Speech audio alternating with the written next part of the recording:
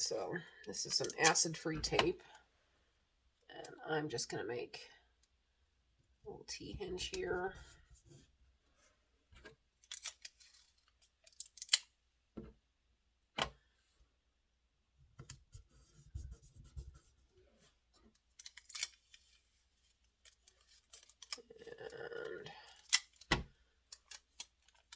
So that the tape doesn't touch the picture as much.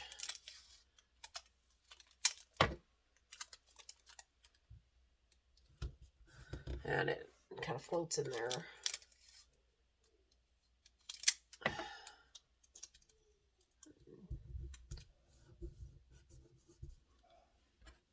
All right.